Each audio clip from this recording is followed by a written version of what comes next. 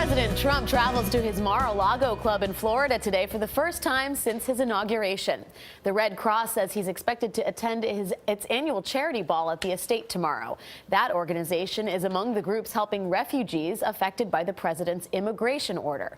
Protesters plan to gather outside a nearby Trump property tomorrow in West Palm Beach. Manuel Bojorquez is at the Mar-a-Lago club, now dubbed the Winter White House. Manuel, good morning. Good morning. That's Mar-a-Lago right there. And protecting the new Winter White House presents some unique challenges. For one, there's water on two sides, the lagoon here and the ocean on the other end. And that means the U.S. Coast Guard must also be part of the security detail.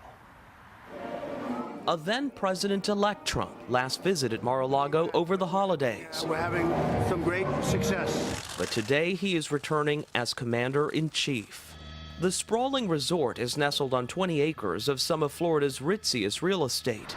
Air traffic will be greatly restricted when he's in town, with a new 1-mile no-fly zone above the resort. They block off all the roads, they block off the airport. The traffic getting to the island is going to be bad. On top of that, 700 guests will gather Saturday at Mar-a-Lago for the annual Red Cross Charity Ball.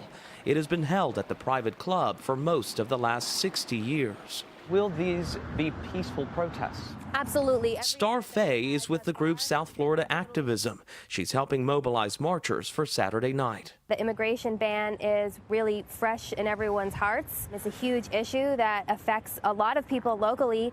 The Red Cross put out a statement defending its decision to host the gala at Mar-a-Lago in the wake of the president's controversial immigration ban.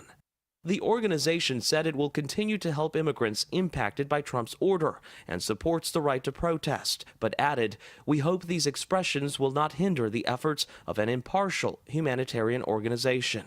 Mar-a-Lago, Spanish for sea to lake, isn't the first presidential retreat in Florida.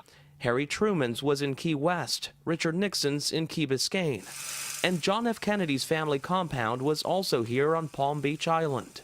Marjorie Merriweather Post, heiress to the Post cereal fortune, built Mar-a-Lago in the 1920s and always felt it was fit for a president. Here's another one of my favorites. Debbie Murray is curator of the local historical society. She was hoping this would be a getaway for presidents, right? She did, and she asked that the estate be offered to the federal government to be used as a winter White House. Murray says the property was deeded to the government in 1973, but it couldn't afford the upkeep. This is the great entrance hall to Mar-a-Lago. In 1985, Mr. Trump bought it at a reported bargain price of less than $10 million. At Green's Luncheonette, where JFK used to sometimes pop in, regulars hope the town's character remains unchanged. We hope fervently that it will remain what it is, which is a small place, that it won't be impacted unduly.